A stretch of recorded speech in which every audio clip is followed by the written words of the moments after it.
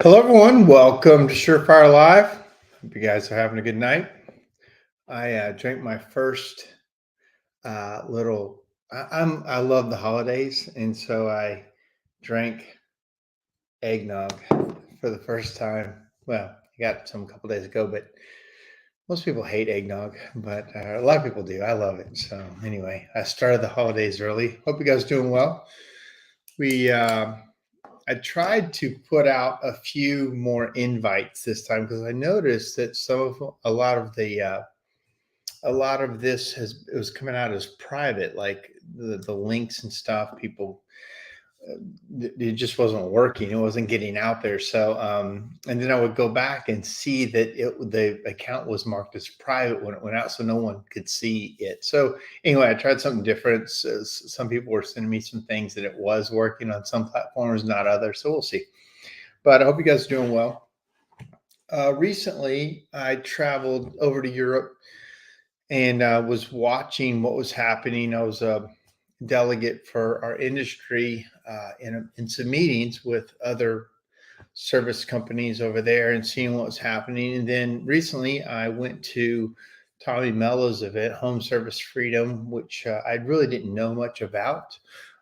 Several years ago, I was on his podcast, but he it was kind of as he was starting to blow up, but then he like really blew up, and it was neat to see the network that he has and what he brought to what he's doing. And it there was some things in there that I was really surprised about, and then when you actually see them all together in working together, it was pretty exciting for me, honestly. And I think several people there, if you implement these ideas, they look like they're pretty changing, life changing, business changing. And I wanted to talk about those tonight. And it's an open conversation too, like whatever you guys think as the future. I also asked Chat GPT some questions, and I was going to go over those. So it looks like I got a nice little crowd building. I wanted to show something kind of funny at this event. You may think it's funny, you may think it's not funny at all, depending on your political leanings. But at this event, they had a Donald Trump impersonator, and he was just hilarious. So he did a little skit beside me to talk about something. So let me see if I can bring it up here. Yeah, so let me see. Can I play it from here? No, I got to go to here. See if I can. How do I play that? So you can see that. So why can't we play it? It's on another screen, but why isn't I can't see it? Shoot. I'll mess with it in a minute. Anyway, it's him talking like Donald Trump. Let me see if it's down here. No, can't do that. Anyway, we'll keep going. All right, so I'm going to lead off by saying welcome. Again, comments are open, so if you want to talk, say hey, just welcome, and we will talk. So I talked about going over to Austria this year for the Chimney Safety Institute of America and to the European Chimney Sweep Federation. And, a couple of the problems that they're facing over there, I'm worried are going to come to us. One of them is regulation and basically the banning of our, of fossil fuels. And got our first thing. Good evening. So why isn't it showing? I hit show. Oh, there it is. Okay. I have some technical difficulties. Sorry. So, they're facing a big regulatory issue where they're basically banning chimney sweeps from even being in the world. They are, since it's in Germany, it's a government job. So they're trying to figure out what to do with their government employees. And so they're changing them all to work on electric heat pumps. And that's their big thing. Warming pumping. So they're moving them to that, which is really frustrating for me to watch. And there's other European countries that aren't taking that drastic of a thing, but over there, they're moving them to that. And I did some quick numbers over there, and I kind of brought it up to them, and of course, it's like what I'm going to say doesn't mean anything to them, but it should mean something. It means we have to really be an advocate and really fight back against this. But in Germany, I did some quick numbers: 21 million wood stoves in Germany, of a country of 88 million people. 21 million of the best serviced, best quality fireplaces probably in the world. They are the highest standards. Their chimney sweeps don't just sweep chimneys. They do particulate calculations. They burn them, make sure they're not putting anything into the air. They are very high efficiency. They don't have open fireplaces like we do. They have very closed systems. The best chimneys in the world probably. And their government's trying to get rid of them. And then I said, well, when you look at China, and I did some searching, and roughly 500 million wood stoves over there, burning just total crap, just whatever.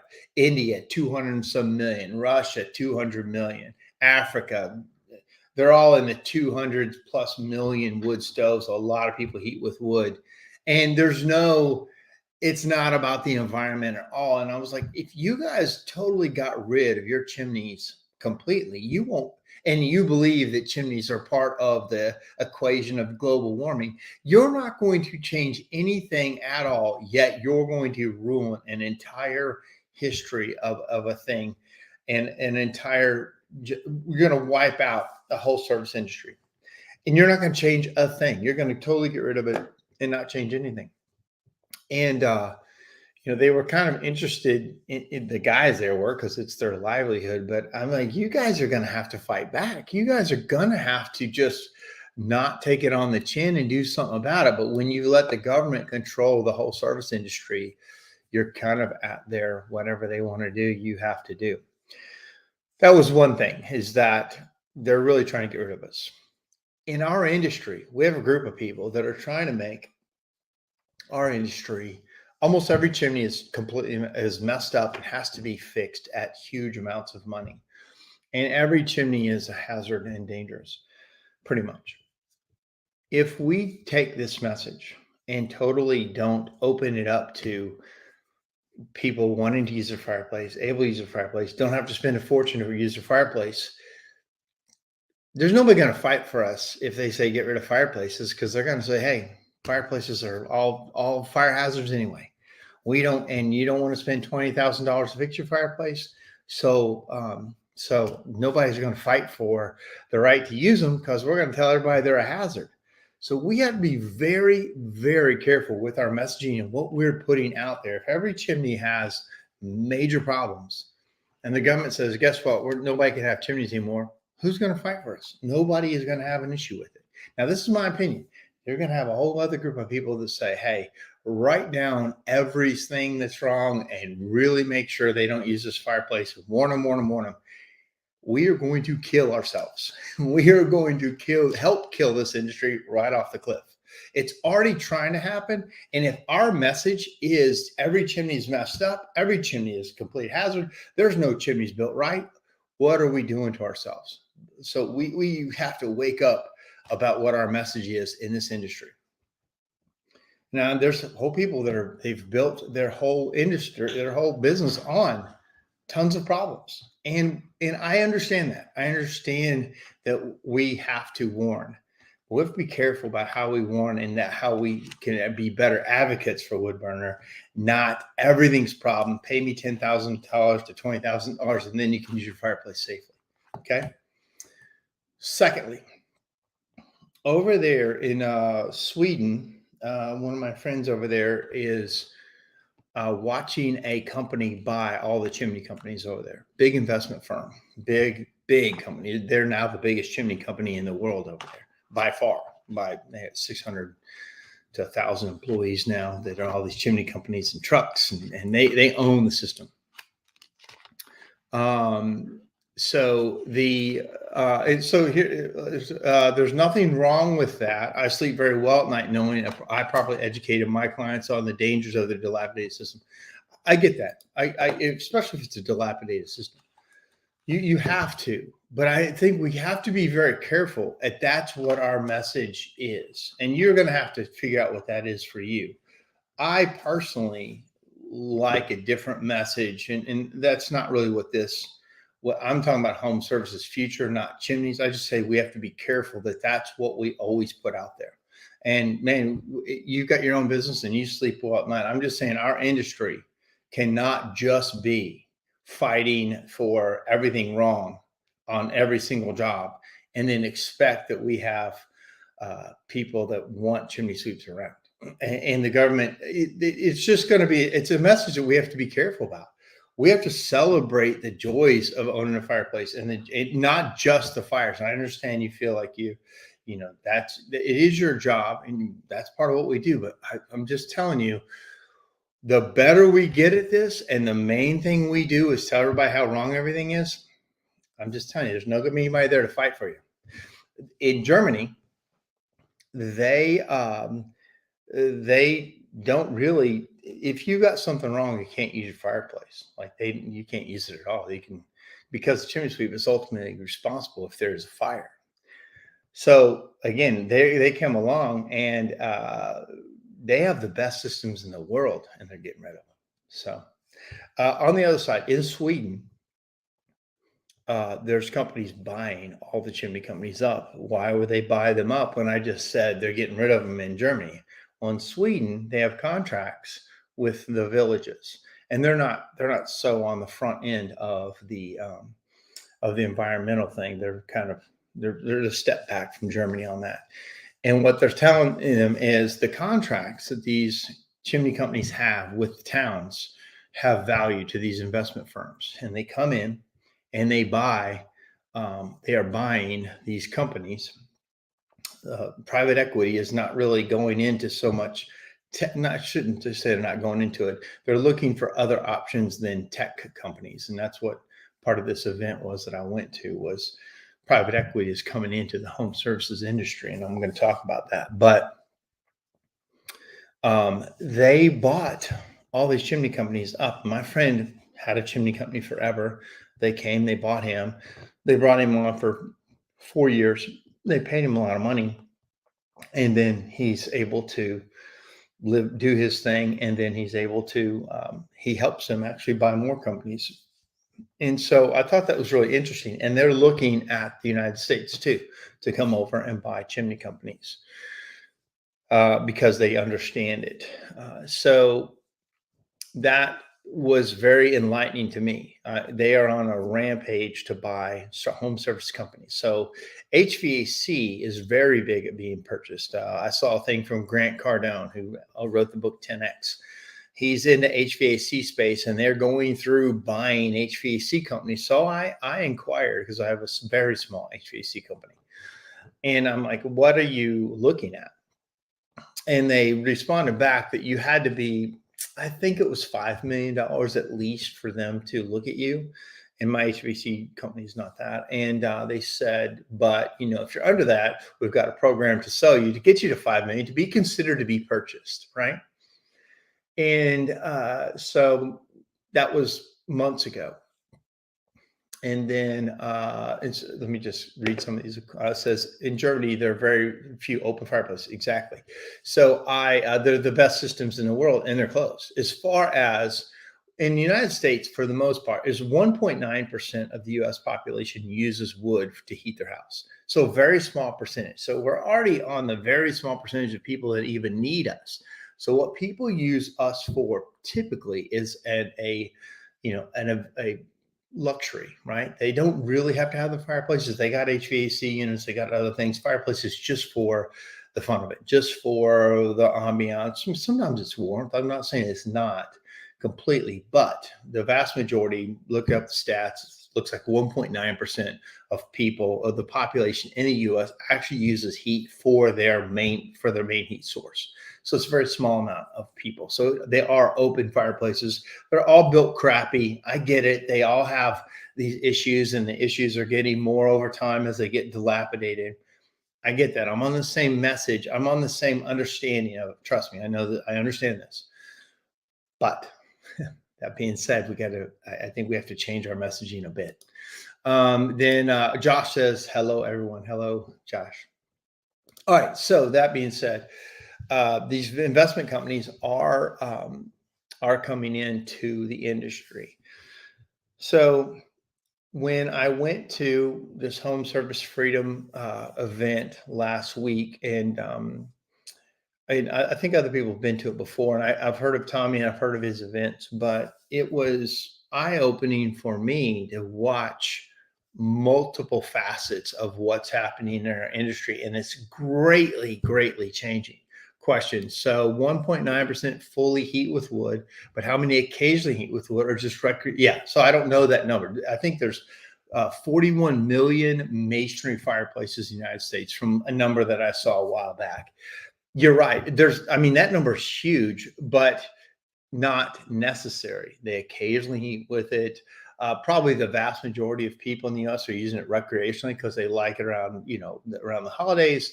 They use it a few times a year. Since I've been in the industry in 85, when I got in, so many chimneys were super dirty when I went to sweep them. I mean, every day I would come back just filthy and just tons of creosote, bags of creosote, in my truck to throw away at the end of the night. Or, it got so bad, you always had to leave the creosote with the customer because there was so much of it. You didn't want to haul around and be breathing that all the time. Just bags and bags and bags of creosote. Man, that doesn't happen anymore. We don't have that much like that, like we used to. I don't anyway. And again, I'm in Nashville, Tennessee. It's more of a city environment. And maybe you do. But I'm just saying the vast majority of people aren't using them like they used to, not anywhere near it. So by attrition, it's happening. Now, chimney companies are growing because we have big repairs, we have masonry, we have leaks, we have chimneys that have been built that are broken down. People don't use them at all. Probably the vast majority of our customers we do big projects for do not burn their fireplace. And they're not planning on it. It's just leaking in their house, or it's rotting, or it smells, or when they do use it, there's a problem. So that's our main customer, and probably will be here on out. There's not going to be a revolution to start burning wood. I just don't want to see us push that out completely. Make chimneys great again. Exactly. Now we're talking. Right. That's what I'm talking about. How do we make chimneys great again? That's the message. Perfect. I can't see who said that, but bingo. Okay. So, hey, Joe, good to see you again. Tom, looks like Tom's watching. All right. So when I went to this event, a couple things happened. I'm going to actually read to you what ChatGPT said was the future of the home services industry. And this isn't totally applicable here, but it said the future of home service industry is likely to be shaped by various trends and developments. While I don't have access to specific future data beyond my knowledge, this is ChatGPT, I can provide some insights and trends, possibilities that are emerging that at that time. Keep in mind the industry may have evolved further since then. So, number one, technology integration.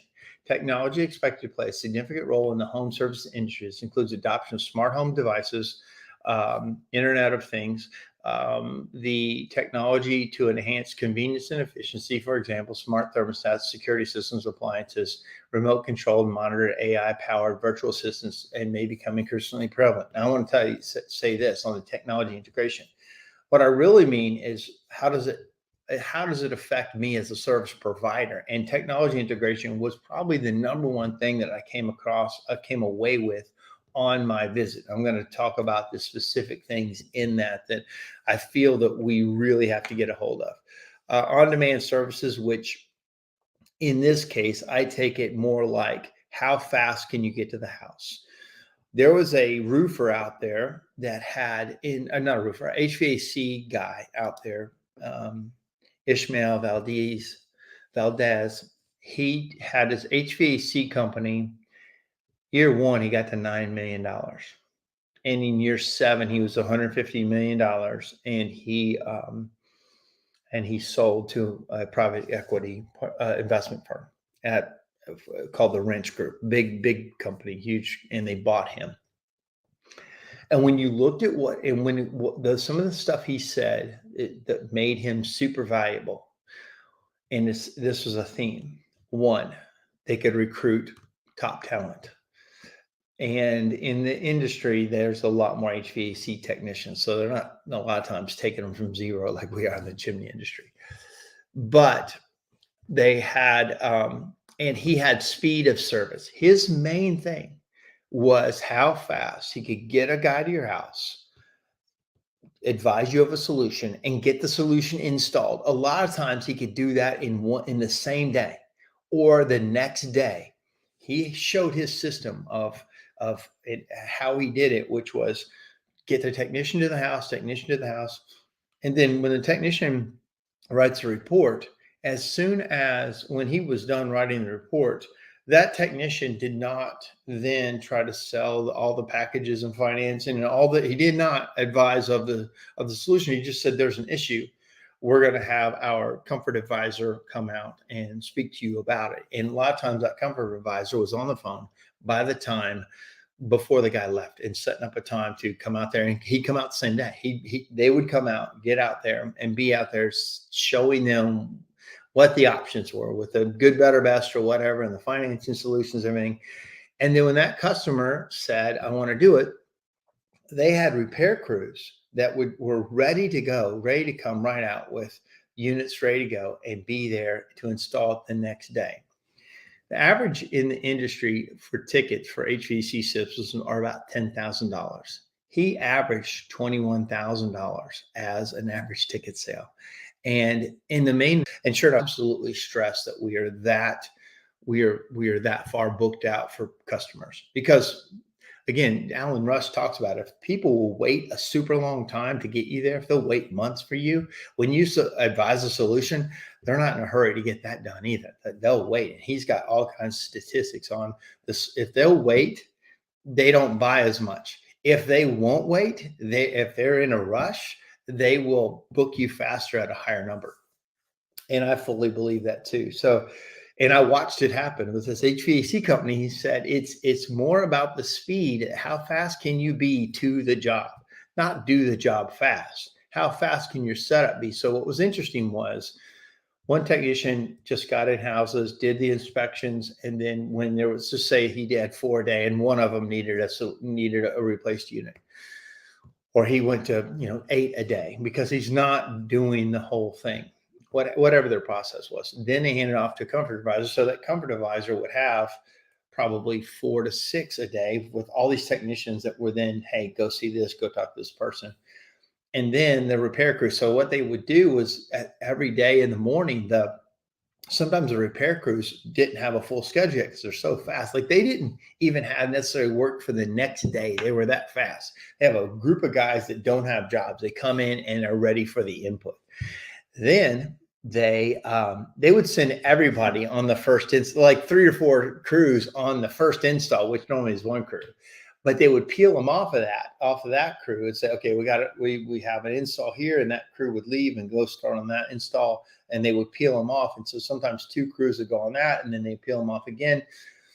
It was fascinating. It was absolutely fascinating how fast they were and how fast they grew as a company. Now, some of us don't want that at all. Some of us are not interested in fast growing companies in the chimney business. I get that. And this is your race. This isn't my race. And what excites me may not excite you. And that's all totally fine. I'm not saying you need to do this. I'm just saying this is what the fastest movers in the industry are doing. And I like fast moving companies, and I want to know how you do it. I may not do it exactly that way, but it was interesting to see I had no idea how they did 9 million the first year and 150 million in 7 years. And he sold it for a gigantic amount of number, and now he's doing other stuff. So hey, Cody, good to hear from you. A little late, but it's Jimmy time, baby. Good to see you, man. So speed of service. I'd be interested to see what you guys are being booked out, because we don't have, again, I started the episode saying we aren't totally a required service like HVAC is. So especially in the summer, people can die from it. In the winter, people can die from it. A lot more people die from being too cold than too hot, but we're not as needed as HVAC. So we're more of a luxury service. So we don't have the speed. We don't have the heat loss. Get out there right now. Get out there 7 days a week. We're in a different type of business. But when you do the, I lost the thing because I saw this. He said fast, cheap. Good. You can have two, but not all three. Correct. And I think what these guys were doing were fast and good. They had really great units. They sold at a super premium, but they were super expensive. And you're right about that. You can actually make a business on any of those. You can be fast and cheap. You can do. I mean, we don't like it in our industry at all, but there are.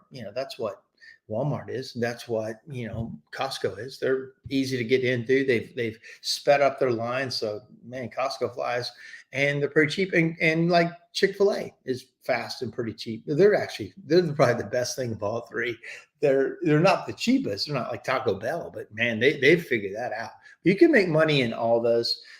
You very almost can't have three, but maybe Chick-fil-A has had three. But anyway, um, so that was his thing, and I'd be interested to see. Years ago, I did a study. I don't know that I'll put that up there.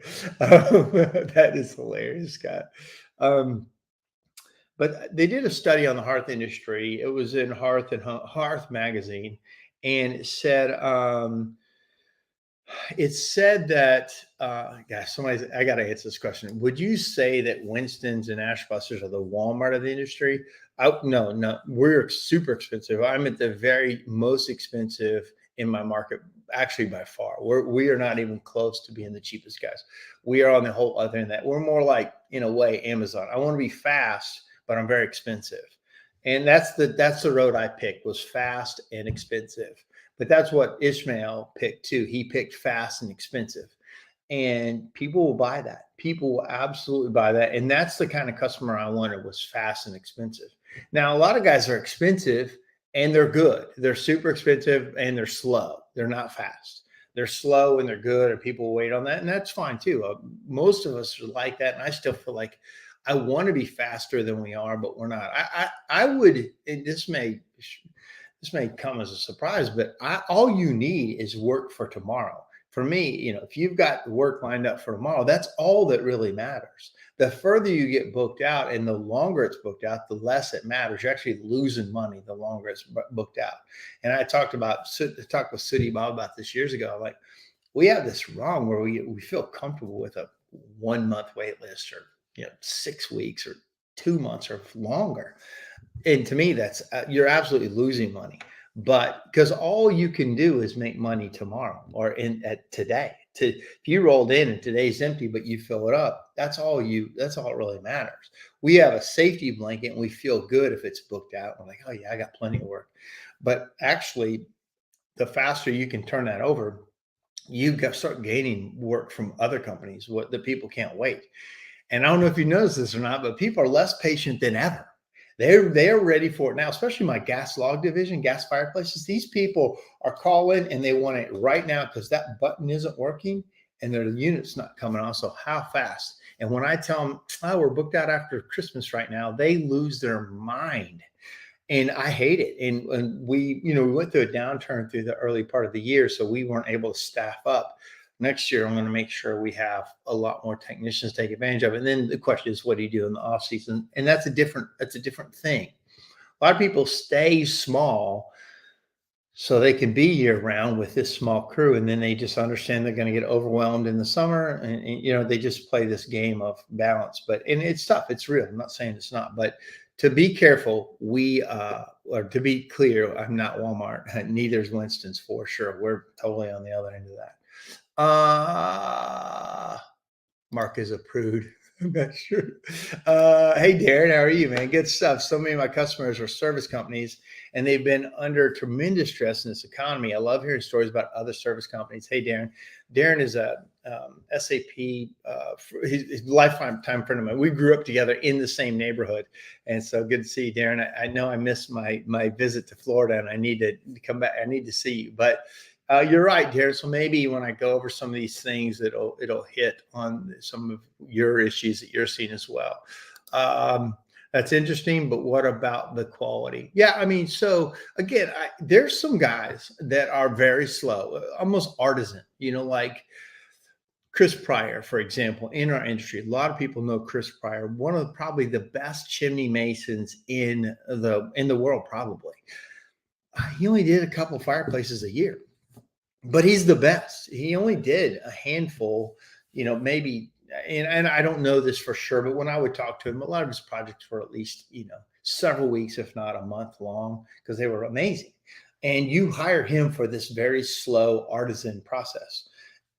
And that's his world, and that's what he wanted to do, and he's happy. So that's fine. But on the flip side of that, you can't service many people who can, there's some guys that are absolutely amazing at inspections and what they do, amazing, but they can't replicate it. They cannot train it. Nobody can go to that. So in a way, yes, quality.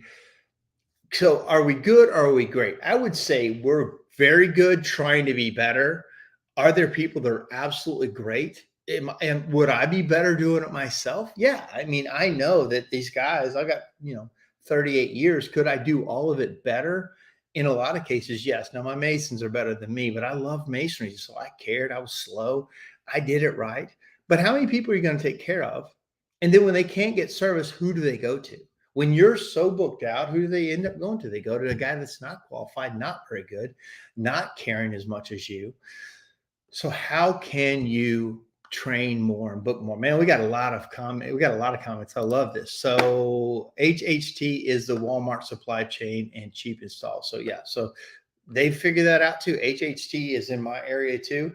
And I just hired a guy from HHT. He started 2 days ago.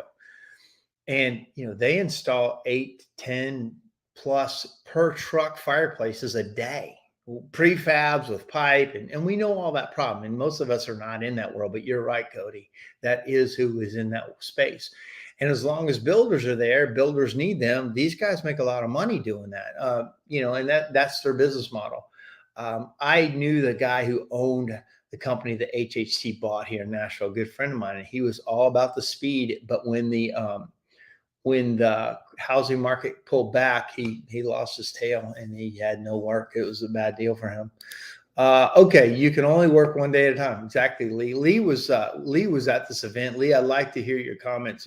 You saw what I saw, and please feel free to jump in here and say things I missed or things that stuck out to you, because I know things were. Dave Surkin.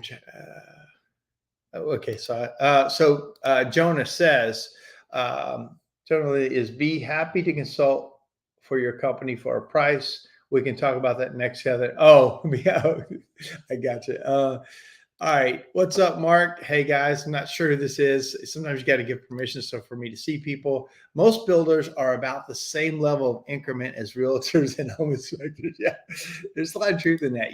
Those track home builders, they don't care. Quick story. So the company HHT bought, it was called Fireworks in Nashville, and they put tons of units in every day and charged super cheap, and they gave us a lot of work because they had paid their people terribly, and it's not good. But they would take a chainsaw with them out on the job, and when the framing was wrong and their unit, somebody messed up the framing, they just took the chainsaw, cut out the header, cut out whatever they had to cut out. They called it cutting out the cancer. Put the unit in, and then the builder had to come back and fix the framing because that's the deal they had. And I asked him 2 days ago, I said, did you guys still carry chainsaws to remove framing? He goes, no, when HHT bought it, we removed the chainsaws from the vans. And so he said, we stopped that practice. I'm like, that was fast. That was the fast, get it done thing. And I'm not about that. I'm not saying that's good, but I'm saying that it is a model that works for some. And some people want to buy that. They will buy the super fast, cheap guy for different reasons, and you've probably bought something super cheap in the past and it worked fine. If somebody tells me that somebody's cheap, that means they're not good. They're completely wrong. There are super cheap guys, cheaper guys than you that are better than you. There just are. And there's more expensive guys that are worse than you, right? If you can say the one, you got to say the other. If there are guys charging tons of money, they're not as good as you. That's what I'm saying. There are cheaper guys. You can get almost anything done cheap if you're willing to wait long enough.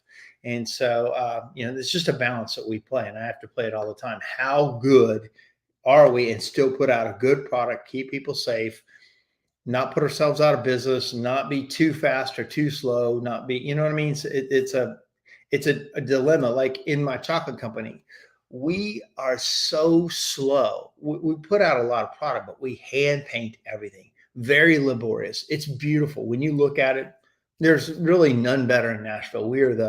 There's nobody that compares to us. Hard to make money, hard to scale it. How many people can do it like that? How many people can I train to do it? Pretty hard. You start having to get machines that do it, and it's not the same as handcrafted small batch products. So I fight this battle on every level. I understand it well. Okay, then this is a great episode, Mark. Oh, thank you. I start off being a little controversial, which is fine. I want you to maybe I might piss you off. I might say something that makes you mad, or I might say something that inspires you. It's all the same. This is what excites me about our industry and how I need to think differently. I think the main thing for me is I love still being curious. I still love being changeable. I still love being just open-minded to what else is out there and what's happening that I'm missing and what do I need to change. And I think you start to wither as a business person if you stop being curious. If you start feeling like you're the guy who knows all this and not willing to look at other things. And that may be fine too. I understand being a little bit older or being set in your ways and you're happy with that. Again, this is your race, not my race. My race is my race. Your race is your race, and we're not in the same race. We're not in the same. Like Tommy Mello, $250 million company. The way he worked was, I think I work a lot. This guy worked way more than me. And somebody's like, do you think you could do that? I'm like, I think he wants something different than I do. He just wants something different, and we all have that kind of. But in the United States of America, there's the most opportunity ever is right here to build whatever you want, super small and artisan and boutique, or big and industrial and commercial and scalable, whatever. All right, so thank you. So back to the event. Um, a couple things. There's technology. There's big money coming into our industry, and there is how you are going to get out of your service business at the end of the day, what that looks like. That was kind of some of the big topics of the event. So let's just talk about technology and what's coming into home services to make you faster, more profitable. Now, everybody has something that they are going to sell you. If you just buy this, your life's going to get better. I mean, and SureFire is that way. If you buy our training program, your life's going to get better. The key is you have to use it and implement it. And one of the number one things is, hey, I bought your program. It works. I can't get my guys to do it. Well, that's a you thing. You've decided if you can't get your people to do it, that's a leadership problem. Education is not as serious as it should be. Then if you think education is serious, but your people won't do it, you haven't made it a priority, because I guarantee you've got other things that you believe are serious that have to happen. And if education were one of those things, then this has to happen because this is how we do it. Like we show up on time, or we get to the customer's house on time, or you have to take this many pictures. You've got those processes. And if you can't do one of these other processes, that's a you thing and a focus. But back to these programs. What I notice, and a lot of people use ServiceTitan, and ServiceTitan is probably, from what I've seen, probably the most powerful platform out there for the home services industry. And they started, from what I understand, in the HVAC business. They've really built it out of that, and then kind of come into chimneys a few years ago. And I know when they first came into chimneys, they weren't really ready for prime time, and a lot of people, it wasn't working and problematic, and maybe it still is for some people. But the main thing, what they have done so well, is they've tied so many other vendors to them so that it integrates with ServiceTitan. And phone answering services, through 24/7, AI generated routing, AI generated scheduling, AI generated phone scripts and people on the phone, marketing, very specific marketing plans that are all tied in. There's a lot of things that what they've done so brilliantly is they've tied in where the market is going with all these vendors that are really developing the latest, newest stuff, are all tied in. And so I'm not on ServiceTitan, and I've looked at it several times. but I'm about to probably switch to it. I'm going to switch to it for my HVAC company right off the bat. And this is not a promotion for them. And I know there's some people on here that use ServiceTitan and some people that hate it. But for me, when I look at what's happening, I have a standalone service right now for my CRM. And then I've built all these other things to it myself. So if I change one thing in here, I got to change all these other things. And so like I can't have my phone remotely. I can't have people go online and schedule appointments. I have to have somebody answer the phone and take it. My marketing all plays off my QuickBooks, which grabs stuff and does things. And sometimes little things break inside there. And sometimes they're the more of a laggard type of process. Some of our stuff is on Excel or Google Sheets. So my point is, when I saw how many people, when I talked to vendors and said, I'm not on that, like, well, you kind of need to be on it to use us. Or if you don't, now it's a double or triple or quadruple entry system to do it as a standalone. And the more vendors I talked about that, I realized that it's going to be hard to scale if you're not in some kind of very integrated technology integrated platform to do everything on it. So this guy says, I love Tommy Mello, but don't want to be him. Yeah, fair enough. And then another guy says, F ServiceTitan, big mistake I ever made in my business. They didn't tie shit in for me. And I've heard that too. This is not a promotion for them. And I'm just saying what I saw. So it's so funny. I see this, and the very next one is, it's the best thing we ever did. I've heard both of those so much. And I can tell you that I might, and then here is another thing. ServiceTitan is full of slimy, might be the same person, break off. Yeah. So that's a whole different thing. But I get that. And I think I know who's saying that. Because I've seen both of these. And so here's another one. This is the battle. I'm with Lee. I'm not on either side of the fence. Please. My things got bigger. All of a sudden I can't see it. I'm not with anybody on this at all. I'm not an advocate for them or anything. What I have seen is how well they've tied a lot of things together. And the people who love it really love it.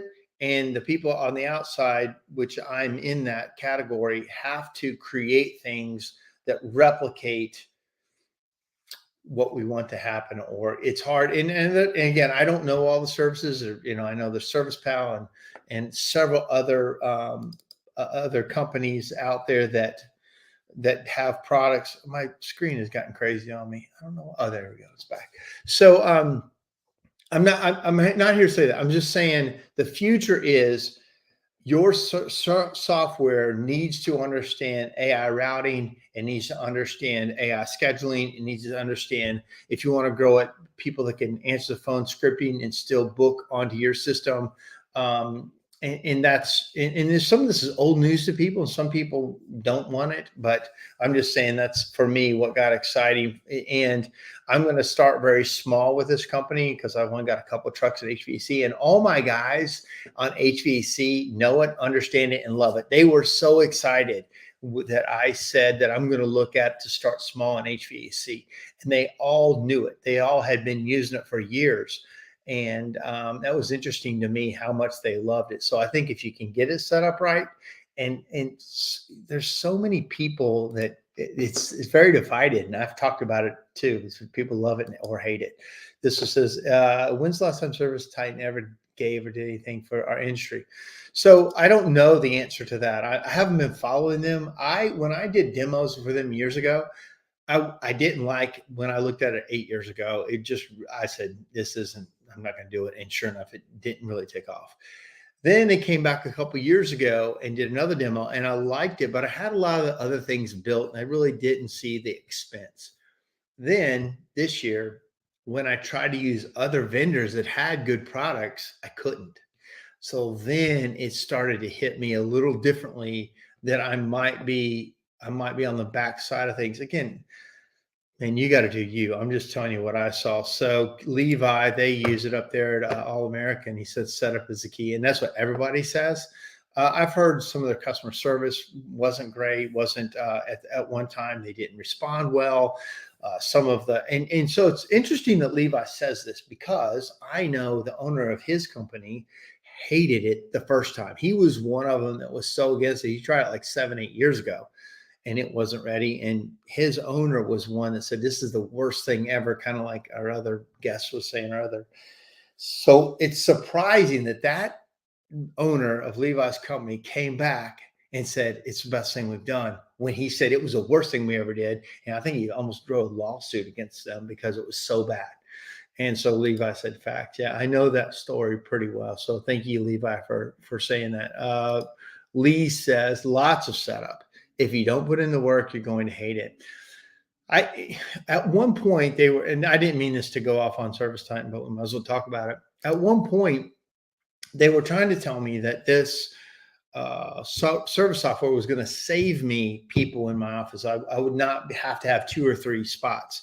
And I think they've backed away from that. It's almost like, no, you're going to have a full-time integrator for this spot. And tell me if I'm wrong, but you're going to have somebody that absolutely owns it all the way through. And it doesn't necessarily save you any people. First, it might cost you people, but later, there was a guy on here, DJ Ben Cross, said he runs 27 service trucks with one CSR person, and most everything else is AI. Or he didn't say AI. He said Service Titan handles all the other stuff for us. And he's got one customer service person for 27 trucks. Now, I don't see how it's done. I would love to go see it. I believe him that he has that figured out. I do not have that figured out. I've got like one service person for about 3 or 4 trucks. But if you can save that, less headaches, less people, grow the production side and keep the overhead down, sounds pretty interesting to me. In this battle that we're battling, that sounds like a good thing. And Lee, I don't know if you could talk to this, but has it saved you people? And can you see how it could save you customer service people, people answering the phones and doing all that in the future? Because I don't know the program enough, and I'm not here touting. I'm just saying what I see. And then we have, full-time ST handler required, right? So that's what everybody says, that you have to do that. So not only is it expensive per month, you have to have a full-time person that just implements it. But I think it's more of a building process, and you're building a different foundation for your company that you can grow higher on. The foundation is a nightmare to set up, it sounds like. But it has, once you get the foundation set up, there's a lot of growth that can happen from it. So this says 2 is 1, 1 is none. I'm not sure what that means. So that was, okay. He said it saved me at least 3 people so far. And I don't know if you want to say how many people, how big your company is, but you've got a good size chimney company. And so far and Lee knows his business. So he's saying it saved 3 people so far. So let's just say that's $50,000 a year on an overhead person, $150,000 a year. I would bet that's probably less than he's paying for the service software that does all the other things.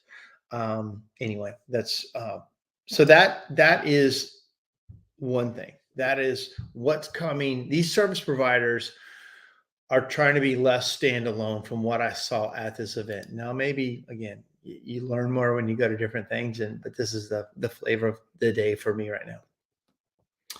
And I felt for the first time that I'm going to have to really re-up, not during business season, never change your software during business season if you can all do it. But I was always looking at another software that I'm using, and I've tried to go away from it. And once you start using software, it's hard to get off of it. But there's a time when certain software just runs its course and it's not the new thing anymore. It starts to get behind and other things start to pass it up. And as a service provider, I have to set us up for being ready for the future stuff. I don't necessarily like to be on the front of technology, the very front.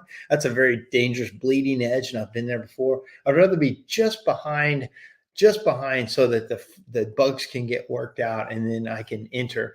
Because the bigger your company gets, for me, the harder it is to make these big changes. You end up you can spend fortunes and nothing changed. You lost it all. And I've been there too, where I really put in on something and it didn't pan out, and you just lit that pile of money on fire and it went away. So I like being slightly on the back edge of technology. I like to be on the front side of culture. I like to be on the front side of, doing good things for people and customer service and all that. But technology, I've been burned on so many times. I'm kind of a little bit on the backside of that. Levi says we have GPS, chat, and Google reviews, email blasts, all integrated. Saved us $500 a month from separate apps. Right? Yeah, that's another thing. Not only the separate apps, and we have some of those too that we pay monthly for our Google reviews and for our chatting ability for and all those things. But then it's not integrated. There's a lot of double entry of the customer name so that it tracks. And some of the inspection software is like that. You've got to enter, it's not built into the platform. You've got to enter it in and then attach it. So also, Lee says there are consultants that can help you now. Right. There's several consultants in the chimney industry that are run chimney companies that do consult. And three of them I know offhand are, I think John Caesar does it. I think Josh Kelly does. I think Brandy Biswell does it. And there's some people out there that run chimney businesses that know how to set this up. So I know for sure back when I looked at, nobody knew it. So when you start talking chimneys to these HVAC guys, they're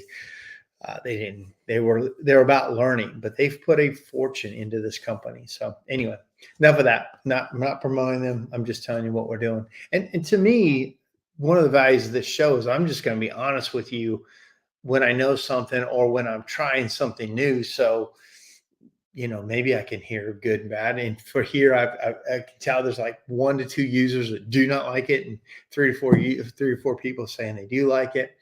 So, I could give you any name of a software, and because I've recommended software we use a bit in the past, and some people had great luck with it and some people hated it. And so I've had the same thing with something that I've used since 2006. So anyway, moving on. The next step of business, and this may apply to some people, and again, you may not have any interest in this, but there is a lot of money, private equity fund money and strategic partner money moving into the chimney industry. It's already happened in a couple places. One of them that I know happened was up in Chicago. A big home services company bought a big chimney company up there and has tried to grow that, invested in, the owner sold out to them. And I think they've had a hard time with that company, but not to go into it, but in several places, big money. From what they were saying at the event was a lot of the private equity people have a lot of money and they were investing in tech businesses a lot, but tech is flattened out. And in fact, they're the biggest layoffs most of the biggest layoffs in the country are around tech. And they're really liking home services. So I know a ton of money moved into HVAC and is buying up these HVAC home services companies.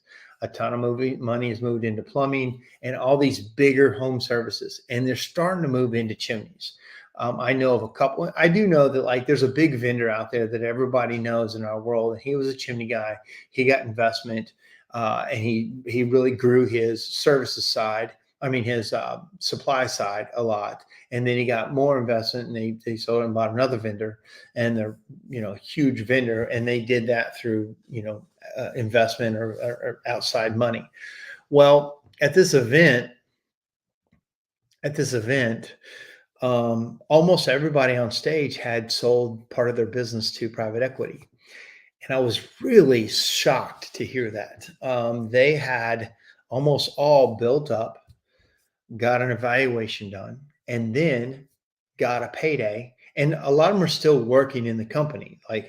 One guy had sold out and he's out, but several of the guys, Tommy, one of them, sold a big chunk of it and basically got a money partner is what he did. He got a money partner and he still runs it, but they took a lot of that pressure off of him. Plus he can grow and expand his footprint with kind of an open checkbook, as long as I'm not saying that's the way to go either, because there's headaches. I've dealt with private equity before and other businesses, but he said, and I'll quote, if you're not looking to get investment in the next 5 years, you're messing up. And I was like, what? I wasn't even thinking of that. He said it for a couple of reasons. He said, one, yeah, the owner gets a big payday even while he's still in the business. And two, he had a pretty good structure to pay out his senior people too from that investment. So they got a payday too. And I thought that was very interesting. Instead of waiting to the very end he positioned himself and I'll go into how he got a really good payout. And I'm not saying a lot of people in the industry couldn't get any money, and private equity will not be interested. But what if you understood enough to set up your business that way? So 3 to 5 years later, you are at least positioned to be interesting, to have a big payday or an investment, and also again, Tommy had a big payday for himself and made several people on his senior team wealthy all in the same day. And he's like, that felt good to me and felt right. Versus, at the end of the day, just closing the doors or handing it to your kids or selling it. And the employees like, I work for them and now they're gone. So again, I thought it was I never heard of this exactly. So yeah, so this is, he's Croatia's top tech. Love it, man. Keep it up. I love Croatia. Oh, this must be JJ. This is JJ. So, hey, JJ. And then he created 16 millionaires with this deal. Thank you, Lee. I did not know it was that. He didn't say that. Maybe you knew it from, I didn't hear him say that at the event. But he said a lot of people had 7-figure paydays. Again, he built a $150 million business. There's no chimney business that is that big in the US. And I'm not saying that is your goal either, because I said he wants something different than I do. But wow, can you imagine? And doing that for people. And again, I know, we sold, that's not going to happen, but nice paydays, not at the end. These guys are all 40 years old, roughly, some a little older, some a little younger, and built and worked super hard and got a payday, not waiting till the end. And all these people didn't have equity ownership from what I understood. They were just part of the senior management team. And Tommy when he decided to bring on partners, he sold a chunk of his company, not all of it. He still retains a big chunk of it. And he made everybody, including himself, a big fat payday. I'm like, oh, that's so interesting. And so, you know that through offline conversations. Awesome. Thank you. I'm just so excited about it, so interested in this, that it's given me a lot of energy and excitement for the first year. Got to get through my busy season right now. And then I'm basically going to take my company and flip it over.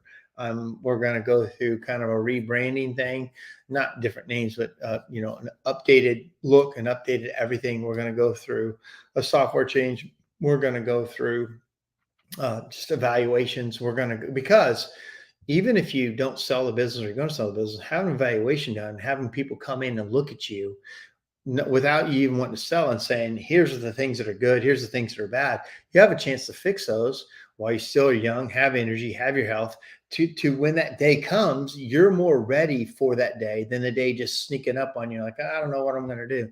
I get calls all the time. I mean, all the time. People asking me to buy them last second. They're like, it's not working out. You want to buy my company? Literally all the time. Well, that's not how I want to do it. When it comes time, I want to have options. And it seems like and I've had a guy on the show, Garrett DeCosimo. We talked about this a year and a half ago, about setting your company up in that way. Well, one of the ways you do that is you invite them in to criticize you. One of the things that Tommy also said, so here was what so equity intensive programs. Okay, yeah, that's the name for it. And then Jeremy says 30% to give away to employees is a great buy-in. Right. He said, yeah, when you tell them it's what you're working for, and there's some of that is I think earned out. You've got to perform for so long before you get all the money. But anyway, I just drew a blank on what I was getting ready to say about the next level stuff. But one of the reasons he said he got a really high multiplier on what his business was worth was because he had created an amazing training program for generating technicians.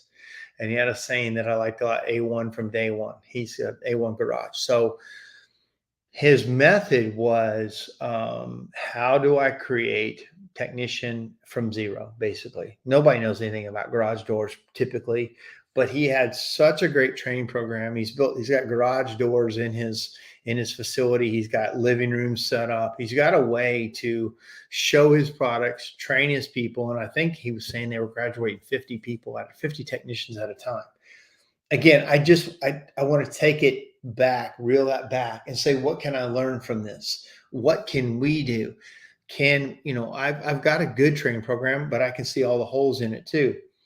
So again, the big shifts for us are really going to be even more into training, more into generating people with a simpler system that because the equity company, from what I understood, said you've cracked one of the codes that when we're trying to look at other service companies to buy or invest in, one of the biggest problems is I can't get anybody to do the work.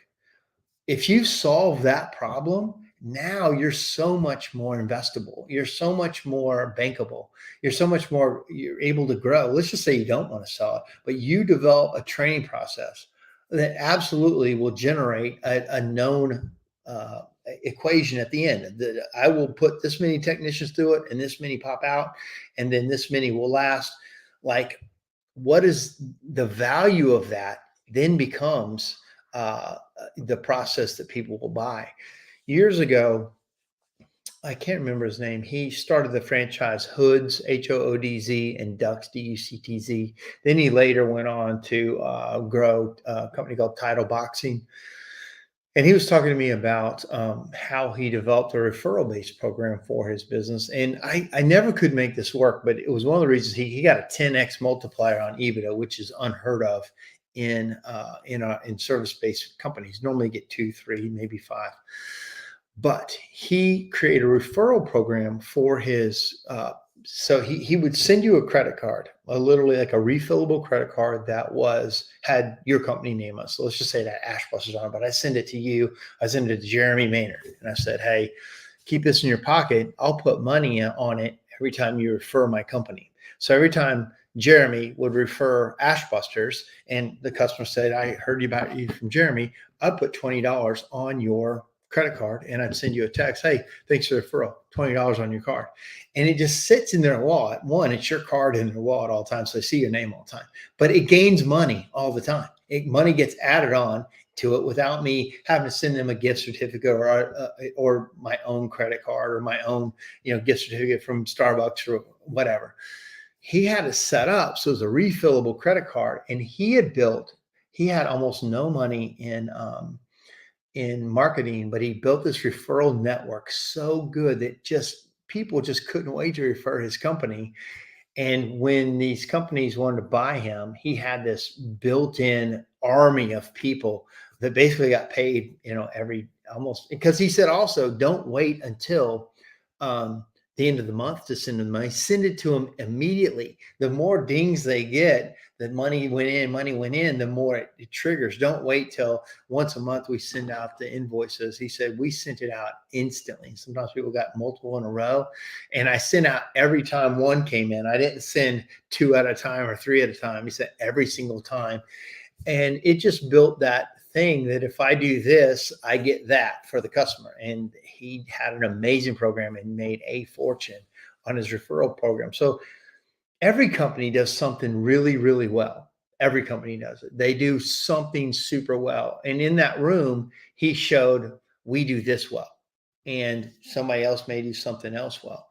But if you can find that thing, and I think if you have an investing company come in and evaluate you, tell you what you're good at, then you can start working on those things. Because even if you don't sell, you working on those things probably makes you run better, makes you see blind spots that you didn't see before, and makes you look at your business with fresh eyes. One of the things they said is you got to put your ego down when it comes to your business.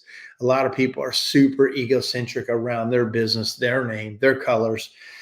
And he said, this is not about that. If you have an ego issue, you're probably not going to want to sell or do the changes we say, because you're so tied to your systems and how you do things that you can't really listen. When I purchased our powder coat company, I told the owner of that the same thing. I said, this is this company here, Burotech. I said, when I buy your company, you're going to hate me. You're not going to like what I do and what I want to do to change your company, because I can already look at your business and see things that I'm going to change. They're the things that kept you where you are. They're the things that when you hit $1.5 million, you were stressed out and couldn't go any further. Your ending point, your total stress out point is my starting point. So to get through to the next level, to get this powder coating business to 4 or 5, 10 million, I'm going to have to break a lot of things. It gets super ugly and you're not going to like it. Well, when these companies come in, they're going to have to break some of the things that got you to where you are, but are also holding you back from going there. What got you here will not get you there. And you got to put your ego to the side and let people kind of, change it. Some people want to do it. Some people don't. Man, I've already gone over 5 minutes. But I'm going to wrap it up here. I love that referral card idea. That's genius. It is genius. Here's the thing, Josh. If anybody figures this out, let me know. I cannot find a refillable card anymore. I talked to banks. I talked to Visa. What you really need for this to work, and if somebody figures this out, let me know. But you have a card that you can send to somebody. And then I can, or a customer service person can put money on that card remotely. Now, some people buy a ton of $20 cards and just send them out. Well, then you got mail and you got all this stuff. And I like this automatic program that you could put it in. So, man, if somebody figures it out, I think it'd be great for the chimney industry. And also, Josh says there's no room for ego in the chimney game. And then also need to admit your company is a crypt keeper level ugly baby. Oh, need to know the crypt keeper level ugly baby. That's hilarious. So, yeah, I mean, some of these businesses are ugly. This guy that I bought the one business from, he had a good business. It was very good, very clean, very good product, super high quality, very high prices. He was just limited. Everything was written by hand. He had old school methods. He had to do all the work. He couldn't let anybody else be in charge of anything. And it was done for him. And you know what's funny? I bought him out. He built a house in Florida, and then he came back to Nashville and he started like a seal coat business where like he seals driveways. Same model, same thing, just applying a product to a product value-based business. And he's going to probably run the same things. Zelle can do that. So the thing about, I know you can send Zelle easy enough. They have to accept. There's a little bit of stuff.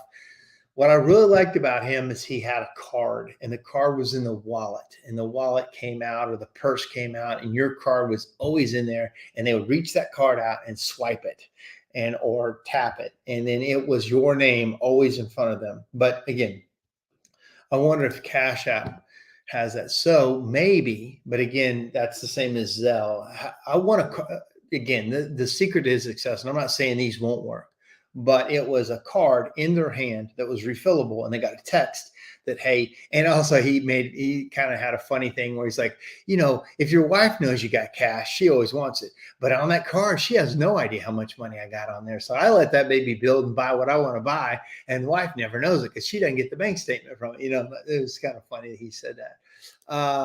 Diane says, nice topic of discussion. Good night, Diane. Thank you so much, Diane. Appreciate it. Cash App has a card now. Be interesting to see if anybody has time to research that. Can I buy a bunch of Cash App cards? Can I send them to customers? Can I buy 100 of them, 200 of them? Put customers' information on there and then refill it as they refer my company. So I'm going to end, if you guys figure that out. Cody says we use Zapier and webhooks that tie directly to HCP for automation. So HCP is that House Call Pro, I think. So again, House Call Pro is also building this. They've built a learning process, they've built some of these things, these hooks in. So Cody, yeah, that product works for you. And it sounds like they are another one of those companies that are trying to tie in more things to their open API process of their software. So guys, great topic. Loved it. So much interaction. Great amount of people watching tonight. Ran a little long. Appreciate it. I was again last week. I was gone. This week I'm here for this. Hopefully people are going to come to HPBA. It's in Nashville this year, and I think it's in February.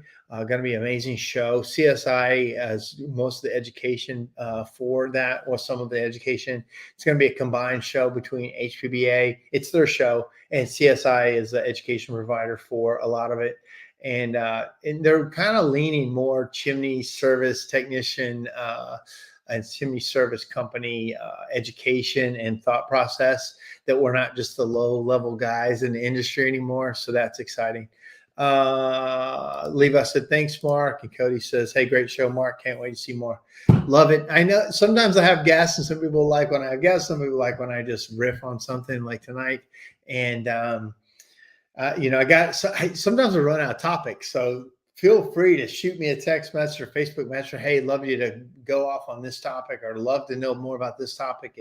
And I'll tell you what I know about it, or research it and have it open for discussion. To me, this is what this industry needs: more open discussion, more back and forth, more insight, even more, people that argue with other people saying, I believe this, I believe that. That's good stuff to me. I don't have any problem with it. I have different opinions than a lot of people in the industry. That's fine. Nobody should be shut out. The best ideas usually win out over time. Results matter. Follow the guys that have the results that you want. Look at their companies. Do they have the results you want? If they do, follow them, listen to them. If they don't, follow somebody that does. Like for me, I'm always looking for somebody to follow. I love being the leader of things, but now there's much bigger companies that have different leaders and different processes that if we're going to go to the next level, which I'm always interested in, until I'm not. And then if I'm done, I'm done. I plant the flag in the field of battle and say, this is what I did. I'm out. See you guys. Somebody take it from here. But until then, I am looking for the next step, the next best thing, the next right thing. That excites me. I hope it excites you guys. Man, thank you guys so much for the compliments. Good stuff. So we could, if somebody wants to, I don't know who said private messaged me that. I don't want to get into that, but it wasn't my deal. So anyway, I will thank you guys. We try to do it next Tuesday night. The next day I'm going to go to Las Vegas for the F1 race. So I'm excited to go see the F1 race in Vegas. It's going to be epic. It's going to go right down Broadway and in Vegas. And I like Team McLaren on F1. They're my favorite team, and they've got some really exciting young racers. And so I rented on Turo, which is a car renting thing where it's almost like Airbnb for your own car.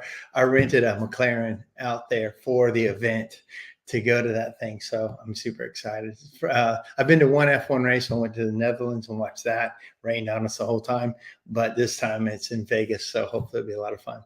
All right, guys, hope you're doing well. Talk to you soon. See you.